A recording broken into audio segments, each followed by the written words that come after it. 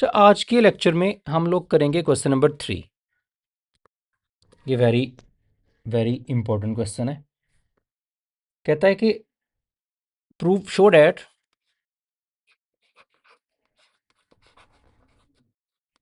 z का जो conjugate है वो बराबर होगा z के इफ एंड ओनली इफ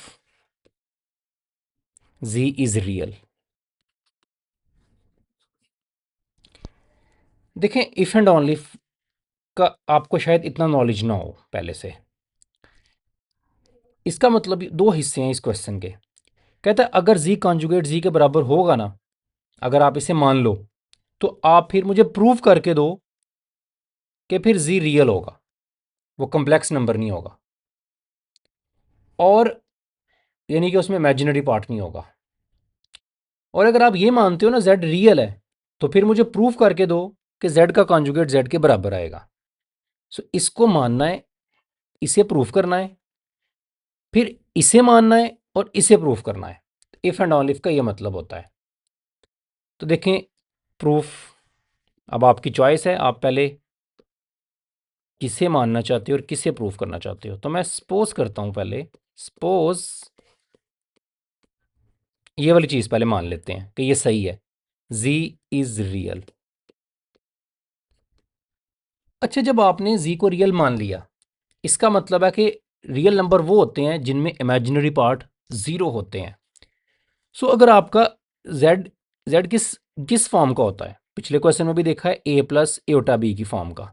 ठीक है, अगर आप z को रियल मान रहे हो, इसका मतलब है कि आपने मान लिया कि b ज़ीरो के बराबर है, यानी कि इमेजिनरी पार्ट ज़ीरो के बराबर है।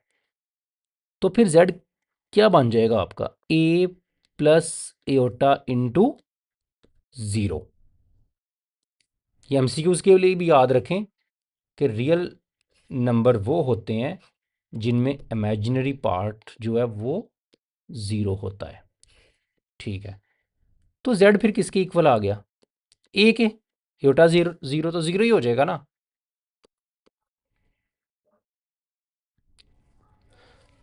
अब अगर मैं इस नंबर का कॉन्जुगेट ले लूं जो z आपने लिया था, तो z कॉन्जुगेट किसके बराबर आएगा, एटा वाला साइन चेंज करना होता है, तो a माइनस एटा बी आ जाएगा। ठीक है, तो z कॉन्जुगेट किसके बराबर आ जाएगा फिर, a माइनस एटा। भाई b को तो आपने पहले से ज़ीरो मानना हुआ है, तो वो इसमें भी ज़ीरो लगेगा। तो z कॉन्जुगेट का आंसर क्या आ जाएगा, a माइनस ज़ीरो एटा, वो भी a ही आ जाएगा। तो आप देख सकते हैं कि z और z कॉन्जुगेट का आंसर एक जैसा आया है। सो प्रूव हो गया z equal to z conjugate. अच्छा, ये जो चीज़ है ना, ये आपने, ये मैंने वैसे इसको इधर लिख दिया, आप इसको इधर ही लिखो।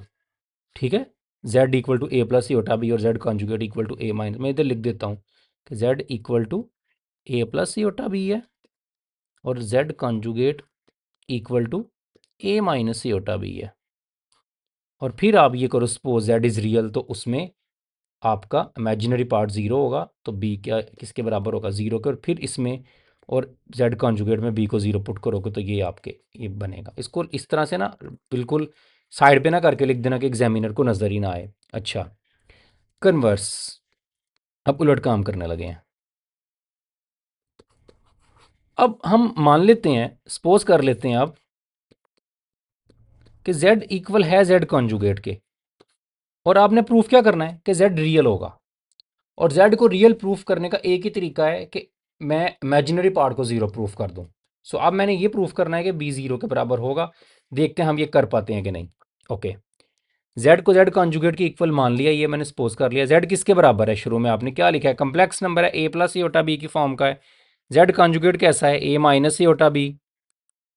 ठीक है, इसको इधर ले आओ, a plus iota B minus a plus iota B, उधर रह गया ज़ीरो, ए से कट गया, two iota b equal to zero.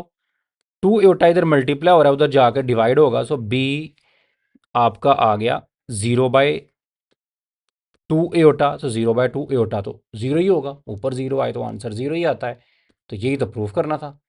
इसका मतलब है z इज़ रियल। बी अगर ज़ीरो है तो इसका मतलब इमेजिनरी पार्ट ज़ीरो है। ठीक है, सो हम जेड को रियल मानेंगे। सो ये इफ़ एंड ऑनली इफ के साथ। सो इतना ही है क्वेश्चन नंबर 3 जो है। अगले लेक्चर में हम क्वेश्चन नंबर 4 में मिलेंगे, तब तक के लिए अल्लाह हाफिज़।